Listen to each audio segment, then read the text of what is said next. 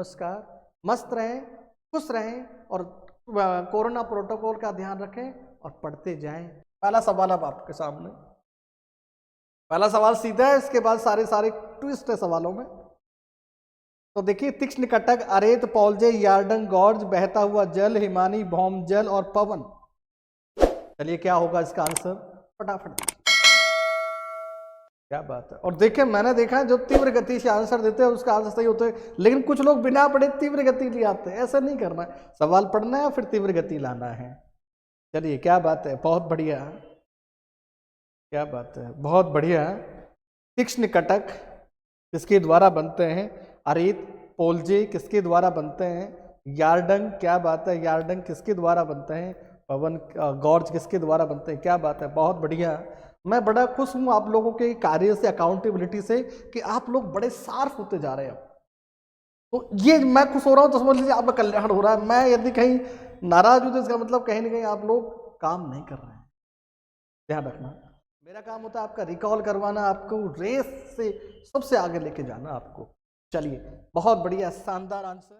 अब किसी का नाम नहीं बोल रहा हूं, क्योंकि नाम बोलने से क्या होता है, वो फटाफट फटाफट आंसर देते हैं। बहुत सारे लोगों ने आंसर दिए, शानदार। तो अब इसका आंसर है ए। अब मान लो मैं सबका नाम लूं तो समय लग जाता है बहुत ज्यादा। ठीक है, बहुत बढ़िया, बहुत बढ़िया। अरेत को पढ़ने से हो गया, क्या बात है साधना। चले चले, तो पहला प्रश्न आपका सही है। अब दूसरा प्रश्न देखते हैं, नेक्स्ट। और देखिए, लगे रहिए, जुड़े रहिए, बिल्कुल आप घबराएं नहीं, चीजों को जुड़े रहें आप लोग बिल्कुल एकदम। ठीक है, हाँ। देखिए, मैं हमेशा बात कहता हूं, अब एक नई और कह देता हूं आपके, दोस्त किताब, ध्यान देना, दोस्त किताब और रास्ता और सोच यदि गलत हो तो गुमराह कर देते हैं। तो बार बार कहता हूं मैं, दोस्त है, किताब है, रास्ते हैं, ये यदि गलत हो, सोच को भी जरूरी नहीं, यदि ये गलत हो तो गुमराह कर देते हैं। अब आपको डिसाइड करना है। और बार बार कहता हूं, सफलता हमेशा एटीट्यूड पर निर्भर करती है। आपका क्या एटीट्यूड है, आप क्या चाहते हैं, वो आपको डिपेंड करती है सफलता के लिए। ठीक है, क्या बात है, बहुत बढ़िया, क्या बात है प्रकाश नंबर बी। क्या बात है, मैं ऐसे लोगों से प्रश्न देख रहा हूं आज, बड़ा खुश हो रहा हूं, शानदार आंसर आ रहे हैं उन लोगों के। और अभी कोई भी एक सवाल ऐसा नहीं है जो गलत लिखा है। अभी 2 सवाल हो चुके हैं, क्या बात है। पहले कुछ क्लास है हमारी जब होता था, कई लोगों के आंसर गलत आ रहे थे, अब एकदम एक्यूरेसी आ रही है। चलिए, बहुत बढ़िया। ये है डेविड हार्वे, अतिवादी भूगोलवेत्ता, रेडिकल ज्योग्राफी इसको बोलते हैं, रेडिकल ज्योग्राफी। रिचर्ड पीट और हार्वे दोनों रेडिकल ज्योग्राफर है। एंटीपोड जो पुस्तक है, संस्था है, वो इसकी सबसे बड़ी कह सकते हैं, वो अतिवादी रेडिकल के लिए जानी जाती है। तो रिचर्ड रिचर्ड पीट और डेविड हार्वे दोनों रेडिकल ज्योग्राफर है। ओके, चलिए, बहुत बढ़िया। क्रांतिकारी भूगोलवेत्ता, क्या बात है, रेडिकल, क्रांतिकारी भूगोलवेत्ता, अतिवादी, सब क्रांतिकारी भूगोलवेत्ता। बहुत बढ़िया। क्वेश्चन नंबर 3, प्रश्न हो भाई, खुश होके भाई। तीसरा प्रश्न अभी लगातार करना है। विश्व की जनसंख्या का वितरण अत्यधिक असमान, विश्व की जनसंख्या का वितरण अत्यधिक समान है। 90% पॉपुलेशन तो उत्तरी गोलार्ध में है और बची जो दक्षिणी गोलार्ध में है। चलिए, और कारण है जनसंख्या के असमान वितरण के लिए राजनीतिक पर्यावरण उत्तरदायी है। चलिए देखें, बहुत बढ़िया। अब इसको थोड़ा सा हमें करना पड़ेगा। इसमें क्या है, ऐसे प्रश्नों में हमें करना पड़ता है चीजें। क्या बात है, देखिए अब, हाँ चलिए, आज इस सवाल को आपने जितने भी किया उसकी पूरी आपकी थॉट बदल, मैं बार बार कहता हूं आपकी सोच बदल देता हूं मैं बार बार। क्या बात है, चलिए, हाँ अब आप खैर लीजिए। चलिए, और दे लीजिए कोई भी। प्रवीण, अपना नाम चेंज करवा लो, इसमें 5442 आ रहा है 8, आप भी चेंज करवा लो थोड़ा सा। चलिए, क्या बात है, रुक गए। अब देखिए आंसर क्या होगा इसका। देखिए, पहला है विश्व की जनसंख्या का वितरण के लिए अत्यधिक असमान है, बिल्कुल सही बात है, कथन सही है आपका। दूसरा कहना है जनसंख्या के असमान वितरण के लिए कौन कौन से कारक जिम्मेदार है, मैं कारक बोल रहा हूं। तो देखिए, कौन कौन से कारक हैं। पहला कारक है भौतिक कारक, क्योंकि हमने क्या करते हैं, पढ़ते नहीं है। मैंने कहा आज सवाल ट्विस्ट लेके आओ, बहुत ज्यादा गुगली होगी सवालों में। भौतिक, और दूसरा है आपका आर्थिक, तीसरा जो कारक है आपका सांस्कृतिक, भौतिक, आर्थिक, सांस्कृतिक कारक। चौथा कारक है आपका राजनीतिक कारक, राजनीतिक कारक। पांचवा है आपका सामाजिक कारक और छठा है आपका धार्मिक कारण। और भी कारण हो सकते हैं। छठा है आपका धार्मिक कारण। ये कारण हमारी पॉपुलेशन का अनियमितता यानी कह सकते हैं क्योंकि असमान वितरण के लिए जिम्मेदार है। इरेगुलर डिस्ट्रीब्यूशंस के लिए रेस्पॉन्सिबल ये फैक्टर है फिजिकल, इकोनॉमिक, कल्चरल, सोशल और धार्मिक कारण है। अब बताइए इसका आंसर क्या होगा। तो यहां पर क्या लिखा हुआ है, जनसंख्या के लिए राजनीतिक वितरण के लिए राजनीतिक पर्यावरण उत्तरदायी है। ये तो नहीं लिखा एक केवल यही उत्तरदायी, ये तो लिखा हुआ नहीं है ना। ये उत्तरदायी है, 6 कारक उत्तरदायी, 6 शामिल हो गया। अब मैं कहता भौतिक कारण उत्तरदायी तो आप लोग करके आ जाते, यस हो जाता, और राजनीतिक किया तो नहीं करते। तो इसका सही आंसर है ए आर, दोनों सही हैं और आर एक ही व्याख्या करते हैं। क्या बात है। अब आप आकलन कीजिए कौन डूबा और कौन बचा और किसको छटका लगा। चलिए क्या बात है, बहुत बढ़िया। मैंने कहा ना गलत हो गया, कोई बात नहीं। मैंने कहा गुगली होगी आज के सवालों में बहुत ज्यादा, सब डूब गए। क्या बात है। नेक्स्ट। तो मैं हमेशा यही सिखा रहे हैं, हम लोग कर क्या रहे हैं। हम लोग हमारी परिचर्चा जो चल रही है, हमारी 365 दिन तक ये क्लास चलेंगी। इसका उद्देश्य ये कैसा भी सवाल है सारे के सारे, मैं बार बार कहता हूँ 90% क्वेश्चंस बाहर नहीं जाने दूंगा, बाकी आपके। नेक्स्ट। मैं बार बार कहता हूं नीति मेरी नियति आपकी, नीति मेरी नियति आपकी, बस सब कुछ हो जाएगा आपका कल्याण। नेक्स्ट। शुष्क और अर्ध शुष्क प्रदेशों में बाढ़ चादर एक महत्वपूर्ण भू निर्माण प्रक्रम है। कारण शुष्क और अर्ध शुष्क प्रदेशों में उच्च तीव्रता के साथ अल्प अवधि की वर्षा होती है। क्या बात है, बहुत बढ़िया प्रेम कुमार, मजा आ गया आपका, सही हो गया तो। क्या बात है प्रेम, देखिए आप कहाँ थे और अब कहाँ हैं, आप आकलन कीजिए अब। नेक्स्ट। और आपके पड़ोसी, आपके साथियों की भी आकलन करते जाएं कि वो कहाँ थे और हम कहाँ पहुंचे, क्योंकि बार बार कहता हूँ कंपेयर कीजिए हम लोग कहाँ हैं। और देखिए यदि परिस्थितियां बदल जाती हैं तो रणनीति बदलने में कोई बुरा नहीं है, फटाफट रणनीति बदल दीजिए। कई लोग परिस्थितियां बदलने के बाद भी स्ट्रैटेजी नहीं बदलते हैं। क्या बात है, सुल्तान भी आ गया मैदान में। चलिए क्या बात है। अब हम लोग देखते हैं नीलम, कोई बात नहीं, आप पहले जुड़े, कोई बात नहीं, हो जाएगा। देखिए शुष्क और अर्ध शुष्क प्रदेशों में बाढ़ चादर एक महत्वपूर्ण भू निर्माण प्रक्रिया है। बिल्कुल बिल्कुल है वैसा भी ये। और शुष्क और अर्ध शुष्क प्रदेशों में उच्च तीव्रता के साथ अल्प अवधि की वर्षा होती है, यह भी सही है। तो अब सवाल होता है क्या कारण है। अब देखिए कई लोगों ने उसका आंसर सही दिए, कई लोग अभी उलझे हुए हैं। तो शुष्क प्रदेशों में बाढ़ है और शुष्क प्रदेशों में बाढ़ एक निर्माण की प्रक्रिया है और शुष्क प्रदेशों में अल्प अवधि की वर्षा होती है, उच्च तीव्रता के साथ अल्प अवधि की वर्षा होती है। अतः इसका सही आंसर हो गया ए आर, दोनों सही हैं और आ एक ही सही व्याख्या करता है। क्या बात है। तो इसका सही आंसर हो गया ए। क्योंकि क्या बात है, हरीश पकड़ गया। अब तो हरीश ऐसा लग रहा है बहुत तीव्र गति से बढ़ रहा है। चलिए नेक्स्ट, बहुत बढ़िया। और बार बार कहता हूं ये आगे बढ़ना पीछे हटना उसके लिए स्वयं व्यक्ति जिम्मेदार है और कोई। चलिए निम्नलिखित से कौन सा स्वच्छंद उद्योग का उदाहरण है। बार बार कहता हूं व्यक्ति उठते ही मैं 3 चीजें मांगता हूं ईश्वर से। ये कहता है हे ईश्वर मुझे कोशिश करने की शक्ति दे, हे ईश्वर मुझे ईमानदार बने रहने की शक्ति दे, और हे ईश्वर मैं आप पर विश्वास करूं, ऐसी शक्ति भी मुझे जिससे मैं अपने लक्ष्य को प्राप्त करूं। कागज उद्योग, इलेक्ट्रॉनिक अवयवों का विनिर्माण, सीमेंट उद्योग, एल्युमिनियम उद्योग। क्या बात है, क्या बात है, बहुत बढ़िया। फुटलूज, प्रेम कुमार फुटलूज है इसका।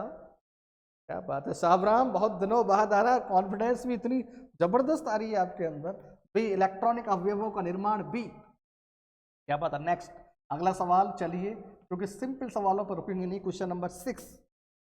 भारत का कौन सा राज्य गेहूं का सबसे बड़ा उत्पादक। सबसे सिंपल सवाल और रिपीटेशन, क्वेश्चन रिपीट हो गया, तीसरी बार क्वेश्चन रिपीट हुआ है अब तक जो श्रृंखलाओं में, तीसरी बार क्वेश्चन रिपीट हुआ है। देख लीजिए, मैं बार बार कहता हूं क्वेश्चन भी रिपीट करता हूं तो देख लीजिए। क्या बात है, क्या बात है, आप लोगों के सही आंसर है, बहुत बढ़िया। अब देखें मुझे ऐसे प्रश्नों के आप आंसर देते चलिए तो हम लोग और एनर्जी के साथ ऐसे प्रश्न लेके आऊंगा जो आपको उलझाने का प्रयास करूं। क्वेश्चन नंबर 7, और उलझेंगे नहीं, तो सुलझेंगे भी नहीं। समुद्र तल के सुस्थितिक परिवर्तन किसके द्वारा होते हैं? अब प्रश्न होता है, बहुत शानदार प्रश्न है। हिमयुग एप्रियोजेनेटिक चलन है, ये एप्रियोजेनेटिक फोर्स कह सकते हैं इसको, चालन चलन फोर्स कह सकते हैं। तीसरा पर्वतनीय चलन, यानी इसको ओरोजेनेसिस कह सकते हैं, ओरोजेनेसिस कह सकते हैं। तीसरा समस्थितिक परिवर्तन होता है। अब इंग्लिश में लिख देता हूं मैं, कई लोगों को समस्या हो तो। क्या बात है, क्या बात है, ये क्या बात है, आज लोग आपके किसी ने आपको आंसर की डाल दी है कि पहले से किसी ने? ऐसा कैसे हो सकता है? क्या बात है मनीष, लगता है मुझे सबको आंसर की डाल दी। क्या बात है, इसको मैं इंग्लिश में लिख देता हूं, आइसोस्टेसी। आइसोस्टेसी, आइसोस्टेसी के कारण कुछ भाग ऊपर उठ रहे, कुछ भाग नीचे उठ रहे, और इसी परिवर्तन के कारण सब चीजों में क्या होता है? परिवर्तन और स्थिरता आ जाती है, साम्य अवस्था आ जाती है। तो इसका सही आंसर है डी ऑफ एप्रियोजेनिक्स। ओरोजेनिक्स नहीं है, हिमयुग नहीं है, इनके कारण परिवर्तन नहीं होता। किसके कारण परिवर्तन है? सुस्थितिक परिवर्तन, समस्थिति परिवर्तन के कारण होते हैं, यानी उसमें पृथ्वी पर होने वाले जो चेंजेस पड़ते हैं ना अपन, आइसोस्टेसी, भू संतुलन, ये वाला सब। चलिए बहुत बढ़िया। और इसमें दो जगह एरी फ्रॉट, एरी फ्रॉट, हैवर्ड, बॉबी, जॉली, इनके सवाल आते। एरी और फ्रॉट में से हमेशा काम होता है, मैंने हमेशा एक ट्रिक्स बना रखी है एरी और फ्रॉट की बना रखी है, और ये यूजी लेवल का सवाल है, ये यूजी लेवल का सवाल है, भू आकृति विज्ञान का पहला टॉपिक हो सकता है ये। नेक्स्ट क्वेश्चन नंबर 8वां, निम्नलिखित में से कौन बागानी कृषि नहीं है? निम्नलिखित में से कौन बागानी कृषि नहीं है? नेट में था ये सवाल, क्या बात है। अच्छा नेट में आ भी गए हैं क्या ये सवाल? बहुत बढ़िया, तो इसका मतलब आप लोग नेट दिए तो कर दिया आपने, क्या बात है, बहुत बढ़िया बहुत बढ़िया। निम्न में से कौन बागानी कृषि नहीं है? चाय की कृषि, कॉफी की कृषि, रबर लैक्टेक्स और सोयाबीन कृषि। क्या बात है, बहुत बढ़िया। आज तो लग रहा है मेरे सबके सब सही होंगे, कई लोगों के तो सवाल। चलिए, लेकिन मैं ऐसा नहीं करने दूंगा आपको, सबके सब सही नहीं होने दूंगा। क्वेश्चन नंबर 9, अब इसका आंसर तो आपको सबको पता है, इसका है सोयाबीन की कृषि, बाकी तीनों की तीनों बागानी कृषि है। चलिए बहुत बढ़िया। क्वेश्चन नंबर 9, कपास की कृषि के लिए सबसे उपयुक्त मिट्टी है लैटेराइट, रेहे, काली, दोमट। इसमें कुछ चेंजेस कर रहा था मैं थोड़ी देर पहले, पर मैं नहीं उलझाना है इनको, सिंपल दे देते हैं। चलिए, क्या बात है, क्या बात है साबराम, बहुत बढ़िया, क्या बात है, गलती कर बैठा आज तो मैं, आज तो भाई गलती कर बैठा। रेहे मिट्टी नहीं है, खाली मिट्टी है। मैं इसको क्या कर रहा था, देखिए मैं बता देता हूँ, मैं इसको ये वाला कर रहा था, तो बच्चा क्या करता, बिना पढ़े इस मिट्टी को करता रैगर, और वे है रैगुर मिट्टी, रैगर में अंतर नहीं करता, और बिना पढ़े इस मिट्टी को करके आता, वो गलत हो, लेकिन मैंने चेंजेज नहीं की है। नेक्स्ट क्वेश्चन नंबर 10, निम्नलिखित लक्षणों से कौन मानव विकास का माप नहीं है? साक्षरता, जीवन प्रत्याशा, प्रति व्यक्ति आय, उपभोक्ता व्यय। क्या बात है, आज वो क्या रिपीट तो नहीं हो गई क्वेश्चंस कहीं? क्या बात है, बहुत बढ़िया बहुत बढ़िया। चलिए, मानवीय लक्षणों में कौन मानव विकास का माप नहीं है?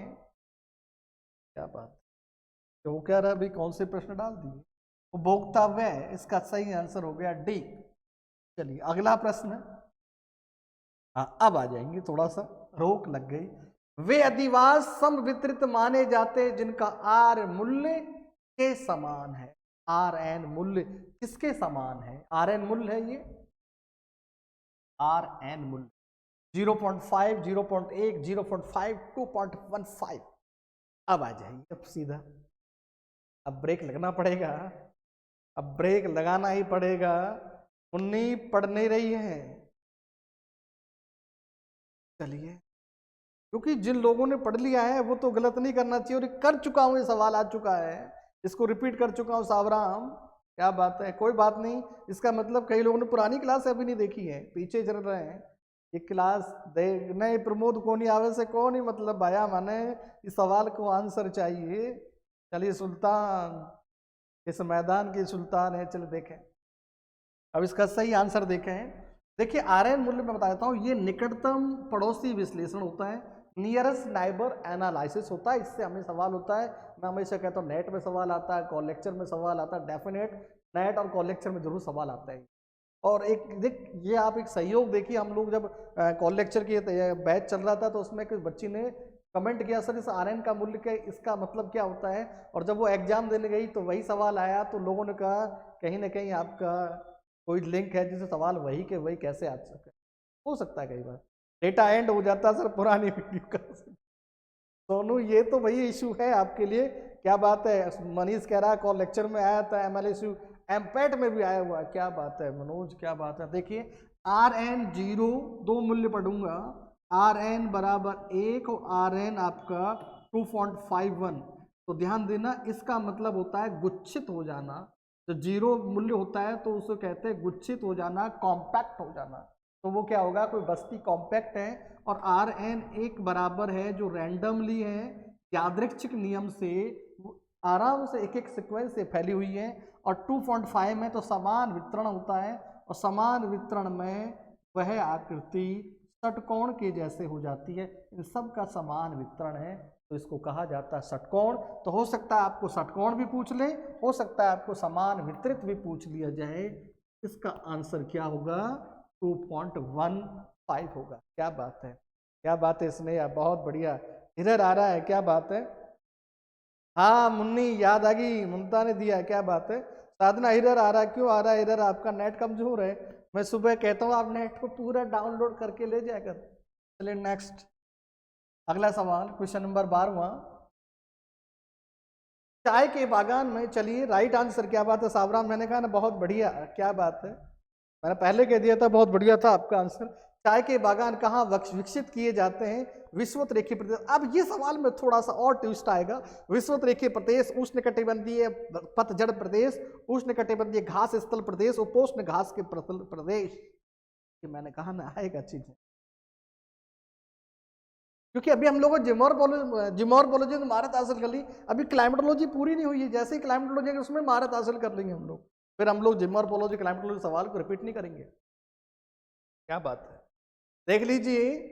और फिर मैं बाद में कहूंगा आप ढंग से सोच समझ के आंसर देना है, आपको नहीं आ रहा तो छोड़ के चलना। क्या बात है, अब मान लो ये सवाल आ जाए तो हमारी क्या हालत होती। और ये सवाल 12वीं लेवल का सवाल है। कई लोग कहते हैं साहब 12वीं लेवल क्या पढ़ते हो, पीजी पढ़ो। और भाई पीजी पढ़ के घर क्या लेगा मुझे बता। इतनी भ्रांति आप पढ़ लोगे पीजी का पढ़ के, इतनी कंफ्यूजन क्रिएट कर लोगे अपने मस्तिष्क में। मैं हमेशा एक बात कहता हूं, देखिए आज एक सिंपल सी बात कहता हूं, सारे लोग ध्यान से सुनना। यदि मैंने खाना खा लिया, अब वो कैसा भी खाना है, वो नॉन कह सकते हैं न्यूट्रिएंट्स है, नॉन न्यूट्रिएंट्स खाना है, और 10-12 रोटी खा ली, बहुत सारा खा लिया। अब इसके बाद आपसे कहा जाए कि दूसरा खाना खा लो, नहीं खा सकते।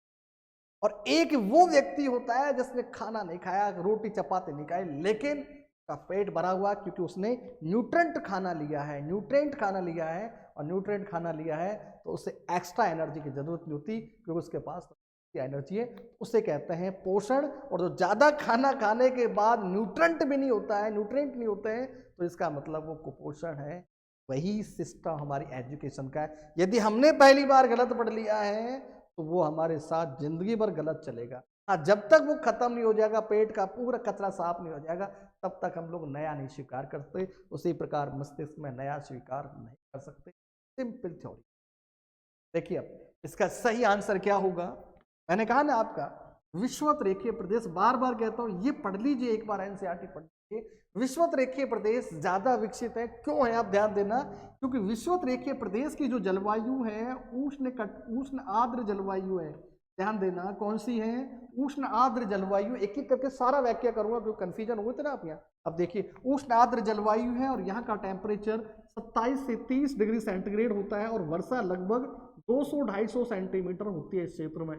तो 200 से 250 या 150 से 250 सेंटीमीटर यहाँ पर वर्षा चाहिए, 27 से 30 डिग्री सेंटीग्रेड चाहिए। और आर्द्र ये दशा क्या कहलाएगी, दोनों दशाएं उष्ण आर्द्र कहलाती है। इस दशा को उष्ण आर्द्र कहा जाता है। और ये उष्ण आर्द्र जो जलवायु है, ये विषुवत रेखीय जलवायु है, ये उष्ण कटिबंधीय क्षेत्रों में भी पाई जाती है। आप चले जाइए इंडोनेशिया चले जाइए, भारत चले जाइए, चीन चले जाइए, श्रीलंका चले जाइए, यानी पूर्वी द्वीप समूह चले जाएंगे तो पूरा चाय का बागान का क्षेत्र है। उष्ण कटिबंधीय पतझड़ की बात करें तो पतझड़ में कहाँ होती है वर्षा।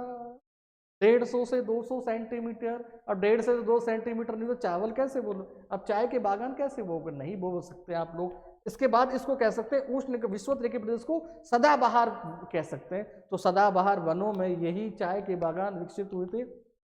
इसके बाद उष्ण कटिबंधीय घास स्थल, यहाँ तो हो नहीं सकती, घास स्थल होते हैं, चारागाह के लिए क्षेत्र होते हैं, ये भी नहीं हो सकता।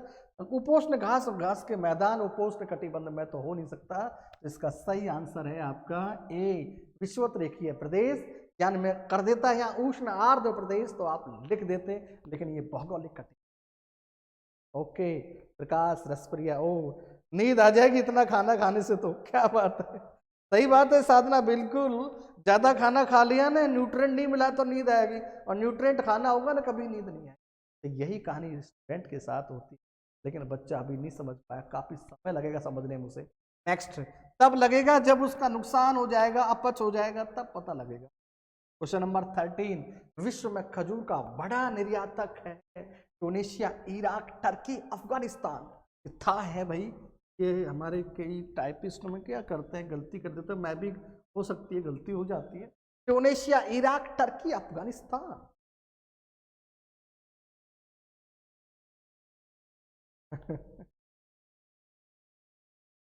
मैंने कहा ना विश्व में खजूर का बड़ा निर्यातक है। क्या बात है, देख लीजिए आप। यदि हम लोग पुराने डेटा पर गए तो क्या होगा, और नया डेटा है तो क्या होगा। क्या बात है, देख लीजिए आप अब क्या कर रहे हैं। चलिए देख लिया, अब राम छोड़ दिया, मैंने कहा ना एक का आंसर कुछ और आया था। क्या बात है, सारे लोगों ने आंसर देख के चेंज कर लिया, कुछ तो बोले हमारे प्रति। मैं नहीं बोलूंगा किसी का सही है, फिर तो सब उसी के लिए हाँ यस कर देते हैं, फिर वही आंसर दे देते हैं। क्या बात है, देख रहा हूँ एक दो लोगों के आंसर बहुत सही हुए हैं। तो देखिए विश्व में खजूर का सबसे बड़ा निर्यातक वर्तमान में ट्यूनीशिया, और ट्यूनीशिया के बाद आता है सऊदी अरब आता है, और कई नंबर बाद आता है ईरान, और इराक का नंबर आता है। पुराने डेटा के हिसाब से इराक सबसे बड़ा निर्यातक था, मुख्य निर्यातक था, बड़ा निर्यातक नहीं था। मुख्य निर्यातक था लेकिन बड़ा निर्यातक है वो ट्यूनीशिया है। क्या बात है, रेट में आया था। क्या बात है प्रवीण, खजूर अंजीर दोनों का है उत्पादन। क्या बात है, पहले तो यही था इराक ही कह रहा हूं, पहले इराक ही माना गया था किताबों में, अब ट्यूनीशिया है। नेक्स्ट मैंने कहा ना पुराना डेटा है तो इराक है, नया डेटा है तो आपका खजूर ट्यूनीशिया। नेक्स्ट क्वेश्चन नंबर 14, पेवर का वस्तु सूचक बताया गया है, कच्चे वस्तु की लागत, तैयार वस्तु की लागत, कच्चे वस्तु की लागत, तैयार वस्तु का वजन। ये पीजी लेवल का एक सवाल है, डेफिनेट होता है यहाँ से। क्या टूलिप पप्स, हाँ हाँ टूलिप पुष्प में भी आगे हैं वो, बिल्कुल भैया। चलिए नेक्स्ट, क्या बात है, कच्ची वस्तु की लागत, तैयार वस्तु की लागत, कच्चे वस्तु का वजन, तैयार वस्तु का वजन। पेवर का वस्तु सूचकांक का मतलब है मटेरियल इंडेक्स है, पेबर का मटेरियल इंडेक्स है, या कह सकता हूं पदार्थ सूचकांक है। वस्तु सूचकांक वस्तु को पदार्थ कहते हैं, पदार्थ को मटेरियल कहते हैं, और सूचक को इंडेक्स। और मटेरियल इंडेक्स कौन सा है, देख लीजिए अब। यानी मटेरियल इंडेक्स बेवर की बात करता है, तो बेवर वहां पर कच्चा माल और तैयार माल दोनों की चर्चा करता है, केवल तैयार माल और कच्चे माल की तैयार करता है। कच्ची वस्तु का वजन और तैयार वस्तु का वजन, इनकी दोनों की बात करता है, तो इसे कहते हैं। तीसरा और चौथा सही आंसर है मटेरियल इंडेक्स, पदार्थ सूचकांक दो ही चीजों पर निर्भर करता है। पीजी का सवाल है। चलिए अगला प्रश्न, क्वेश्चन नंबर 15। मैंने कहा ना ब्रेक लग गया, और ब्रेक क्या लगा साहब, देखिए आप लोग विश्वास नहीं करेंगे, ब्रेक एक बार लग जाता है ना तो फिर कॉन्फिडेंस आने मुश्किल हो जाती है, और फिर सवालों में थोड़ा सा ब्रेक आ जाता है, और ये हमें नहीं करना है। क्या बात है, तुक्का भी था उसका, कोई बात नहीं। अब आंसर दिए, निम्न में से कौन सा शहर इस्पात उद्योग में अवलंबित है। अवलंबित का मतलब है और वहां निर्माणाधीन कार्य अभी भी चल रहे हैं। कल हम कोयले की बात कर चुके थे, आज इस्पात पे लेके आ गया। मेरा उद्देश्य है कि आपको मिनरल्स भी आपको याद करवा दूं, रिसोर्स ज्योग्राफी के सवाल आते हैं वो भी आपको सही करवाते चले। नेक्स्ट, क्या बात है, बहुत बढ़िया, बहुत बढ़िया। कई लोगों का आंसर बहुत बढ़िया है, देखें क्या बात है, बहुत बढ़िया। अब आपका जैसे कॉन्फिडेंस आएगा अगले सवालों को आप वैसे ही फटाफट सही कर दोगे। बहुत बढ़िया। अब देखिए, शहर इस्पात उद्योग के लिए जाना जाता है, तो इस्पात उद्योग की हम बात करें, भोपाल जाना नहीं जाता है, टकसाल की जैसे कई चीजों के लिए जानता है, हैदराबाद नहीं जाना जाता, कोयम्बटूर आपके बैरिंग उद्योग के लिए, सूती वस्त्र उद्योग के लिए जाना जाता है, हॉसपेट बेलारी कर्नाटक, हॉसपेट बेलारी कर्नाटक आपका इस्पात उद्योग के लिए जाना जाता है। भद्रावती भी आपका किसके लिए जाना जाता है, लोहा इस्पात उद्योग के लिए जाता है। और ये सवाल इसलिए पूछा जाता है क्योंकि ये निर्माणाधीन है, और दूसरा ये जितने भी हैं दक्षिणी भारत में वो सब लोह इस्पात के निकट हैं। तो ये वाला जो हॉसपेट है वो लोह इस्पात के निकट विकसित किया गया है।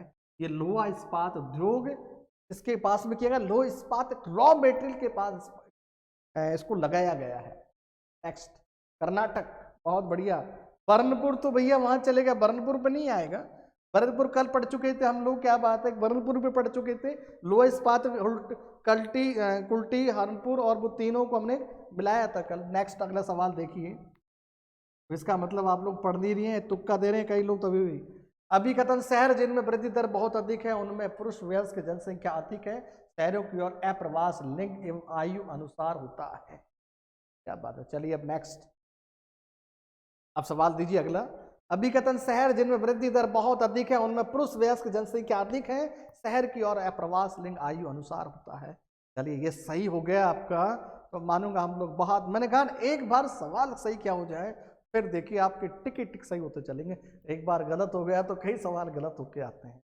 चलिए ये रियल है, ये ऐसा कुछ नहीं है, रियल है ये। तभी तो हम लोग OMR चेक करते हैं, तो वहां पर देखा होगा आपने जब आंसर मिलाते हैं आरपी से सही सही सही, और एक बार इससे क्वेश्चन गलत होता है, 3-4 गलत होते हैं, क्योंकि हम पता लग जाता है कि यहाँ गड़बड़ी चल रही। चलिए बहुत बढ़िया है, क्या बात है। अब देखिए जो लोग बार बार गलती कर रहे हैं तो इसका मतलब वो अपनी करेक्शन नहीं कर पा रहे हैं, अपने आप को करेक्शन नहीं कर पा रहे हैं। चलिए देखें, तो इस सवाल को हम लोग पढ़ेंगे फिर इसके बाद हल करेंगे इसको।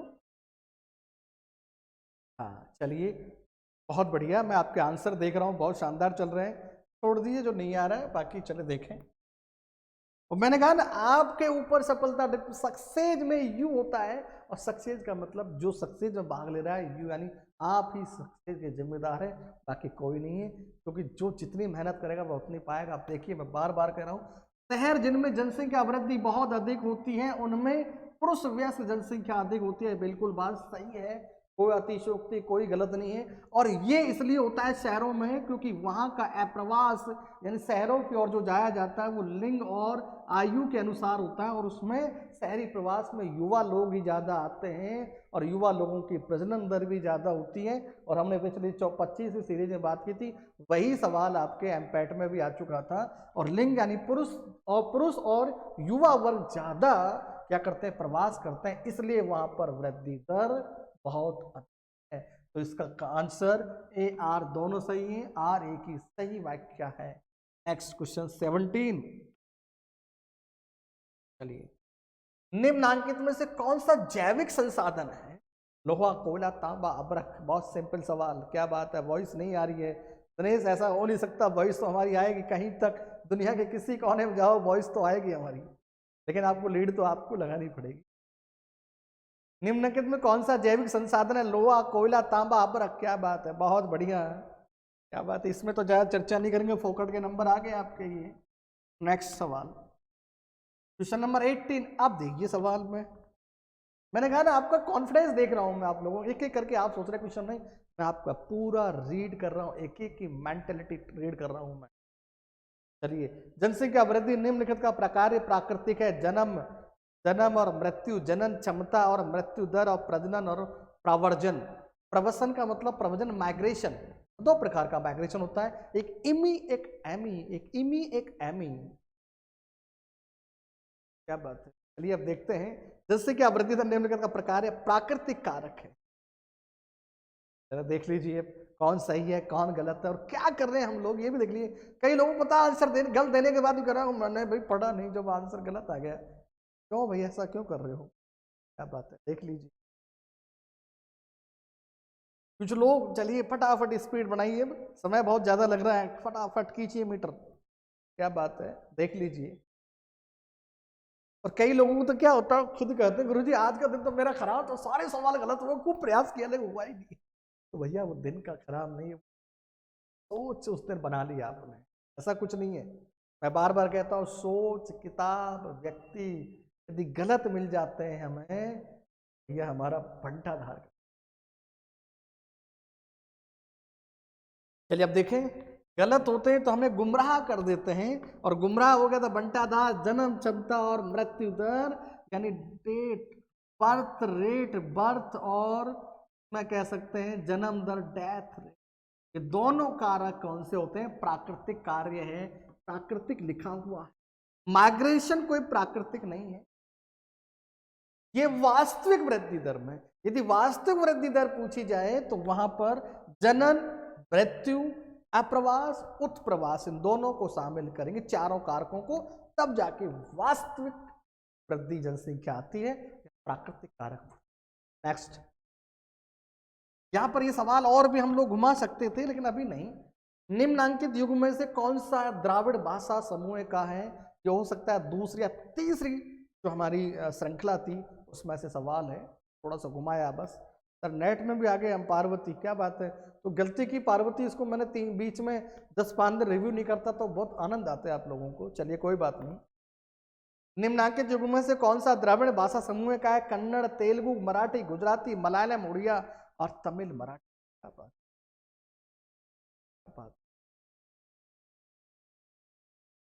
चलिए आज तो मुझे लग रहा है आप लोग पूरा ठान के आए हैं आज तो देखिए कन्नड़ और तेलुगु हैं, क्योंकि मराठी तो है नहीं है, गुजराती भी है नहीं है, मलयालम है लेकिन उड़ीसा नहीं है, तमिल है लेकिन मराठी नहीं है, तो सही आंसर हो गया कन्नड़ और तेलुगु दक्षिण भारत की लैंग्वेज है, और वहां पर द्रविड़ भाषा का लोग है, समूह है।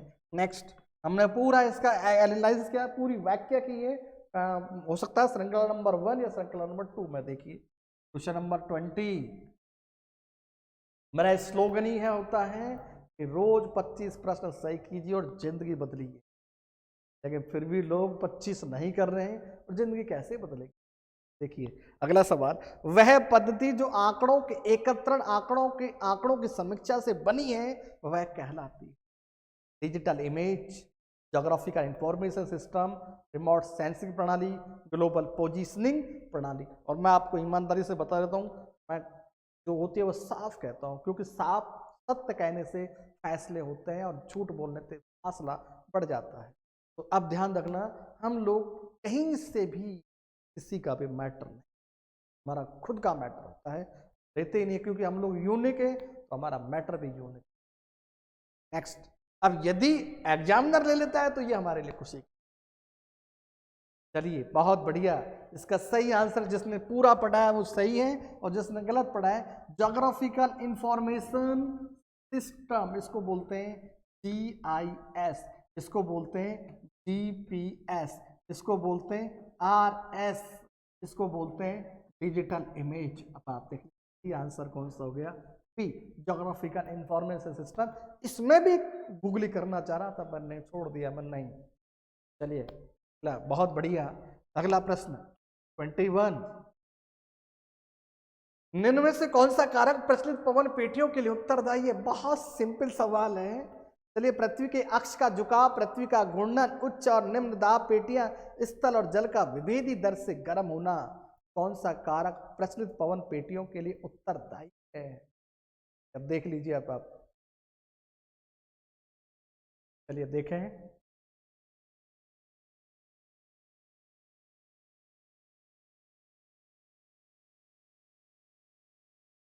देख लीजिए, इसे कहते हैं क्लास का प्रभाव और कंसेंसिटी का प्रभाव। जिसने आज की क्लास नहीं ली वो गया काम। ये लीजिए, क्या बात है प्रेम।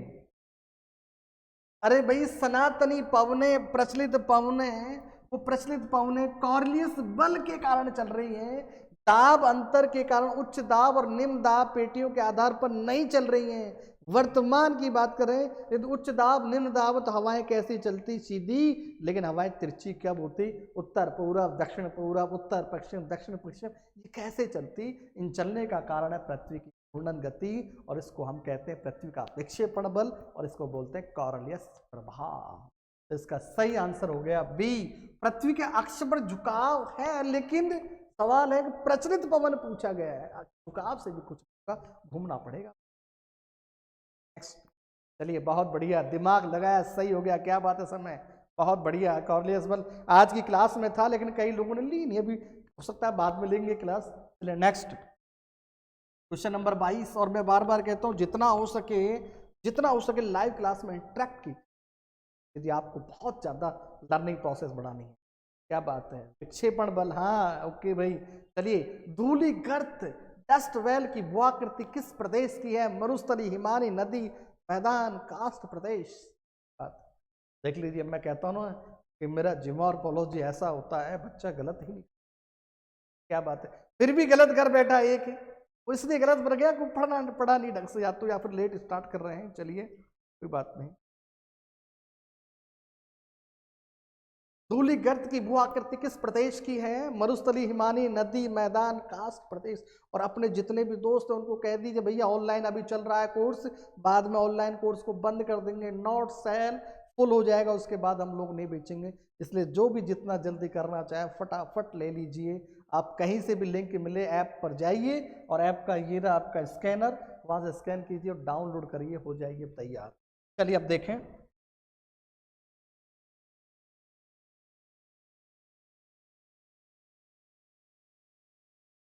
तो इसका सही आंसर है इसका हिमानी। हिमानी में ही धूलिगर्त की भूआकृति की प्रदेश होती है, हिमानी स्थलाकृति। चलिए नेक्स्ट इस पर चर्चा नहीं करेंगे, काफी चर्चा उड़ चुकी है इस पर कई बार। क्वेश्चन नंबर 23, निम्नलिखित कौन सी कृषि प्रणाली औद्योगिक क्रांति का शिशु के रूप में वर्णित की जाती है, चाइल्ड ऑफ मॉडर्न औद्योगिक मॉडर्न रिवॉल्यूशंस, सघन जीवन निर्वाह जुताई, पशुपालन फार्म, जीवन निर्वाह जुताई, सामूहिक खेती। नेक्स्ट चलें, पहले आओ पहले पाओ, बिल्कुल सही बात है भाई मनीष, हम पहले कह रहे हैं पहले आओ पहले पाओ, उसके बाद हम नो एंट्री, हम ऑनलाइन को बंद कर देंगे, क्योंकि फिर हमें ऑनलाइन वाले नहीं पकड़ पाएंगे, फिर जो लेट जुड़ेगा वो पकड़ नहीं पाएगा, और पकड़ नहीं पाएगा तो फिर हमारा उद्देश्य क्या हुआ, अपना उद्देश्य खराब। और मैं अपने उद्देश्य में कभी असफल नहीं होना चाहता। नेक्स्ट, क्योंकि मेरा उद्देश्य है आप लोग जितने भी जुड़े हैं सबका सिलेक्शन, बस। और उसके लिए मुझे कितना भी मेहनत करना पड़े मैं करने को तैयार हूं, और आपसे भी करवाने को तैयार। नेक्स्ट, निम्न कौन सी कृषि प्रणाली औद्योगिक क्रांति का शिशु के रूप में वर्णित की जाती, सघन जीवन निर्वाह जुताई, पशुपालन, जीवन निर्वाह जुती, सामूहिक खेती। और इसका सही आंसर है, देखिए जिसने भी नहीं पढ़ा वो है सामूहिक खेती, क्योंकि जब सामूहिक खेती करने लगे और उसके बाद औद्योगिक परिवर्तन आना प्रारंभ हो गया। जैसे हम लोग मानते हैं ना गाँव में जो चलाते हैं अपन हेल्प सहायता ग्रुप, स्वयं सहायता समूह, ये क्या उद्योग की पहली पीढ़ी होती है, उद्योग की पहली क्लास होती है सामूहिक खेती। सामूहिक खेती में सारे लोग मिलकर कुछ अलग अलग बोलते हैं, अलग अलग डेयरी फार्म करना, तो सामूहिक खेती से स्टार्ट हुआ था डेयरी फार्मिंग करना। चलिए गलत हो गया, कोई बात नहीं, इसका सही आंसर है डी, सामूहिक खेती। चलिए अगला सवाल, क्वेश्चन नंबर 24। आज हवा में गति है, बहुत ज्यादा हवा में गति है आज, ऐसा लग रहा है कि अंटार्कटिका नहीं बन जाए हम लोग कहीं आज। निम्न में से भारत के किस राज्य में यूरेनियम आग्नेय कायांतरित चट्टानों में अंतः स्थापित, और जिसके पास कंसेप्ट है वही इस सवाल को कर पाएगा, बाकी नहीं। नहीं सालू अभी नहीं करवाए ये चैप्टर, अभी ये रैंडमली हो रहे हैं, सालू कंफ्यूज होगी, नहीं ये रैंडमली क्वेश्चन है, कहीं से भी कोई सा भी क्वेश्चन आ सकता है सालू।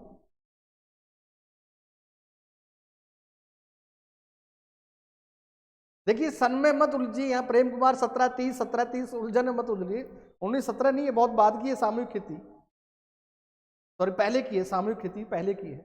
यूरेनियम भारत के किस राज्य में यूरेनियम आग्नेय कायांतरित चट्टानों पाया जाता है।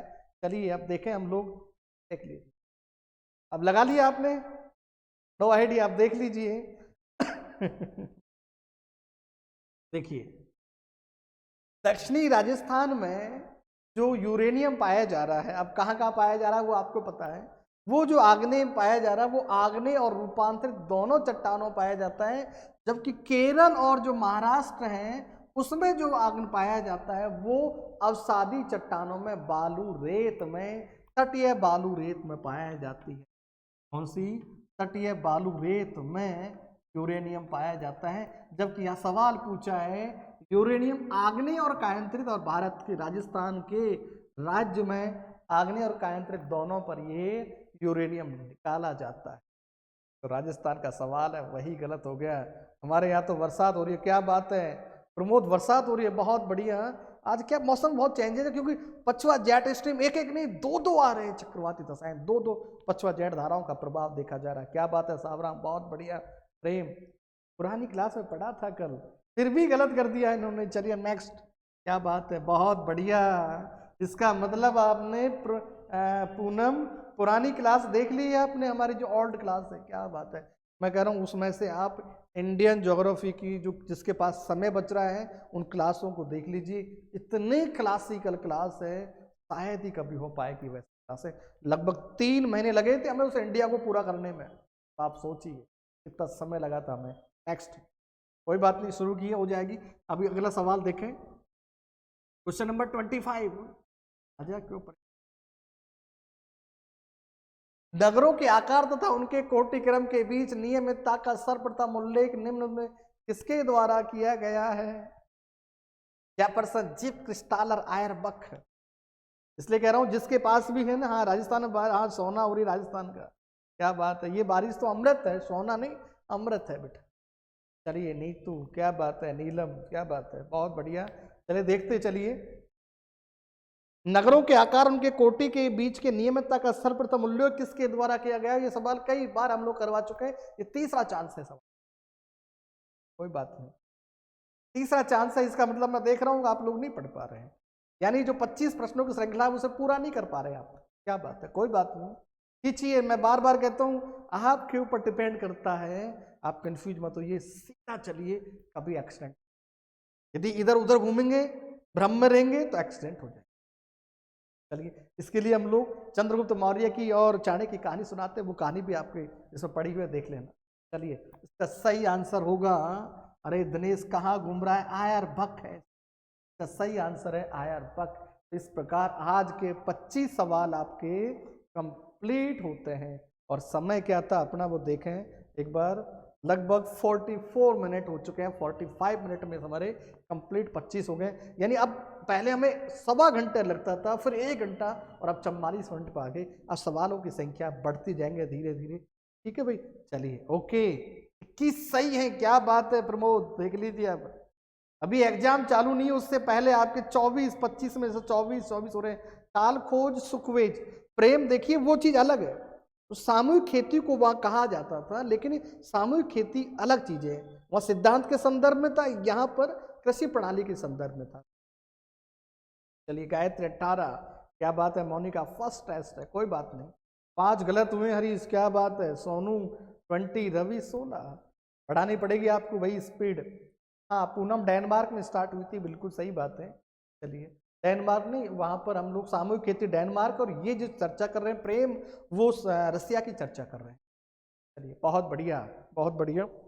तो कल तो हमारा अवकाश रहेगा, कल टेस्ट रहेगा, संडे को भी टेस्ट रहता है, शनिवार को भी टेस्ट रहता है, फिर मंडे को फिर मिलेंगे नई एनर्जी के साथ, नए सवालों के साथ, और फिर ऑनलाइन क्लासों में फिर मिलेंगे 8 से 11, और शाम को 7 से 8 फिर 25 साथ हाजिर होंगे। नमस्कार, मस्त रहें, खुश रहें, और कोरोना प्रोटोकॉल का ध्यान रखें, और पढ़ते जाएं, अपना विकास करें, अपने परिवार का नाम रोशन करें। ओके, चलिए बहुत बढ़िया।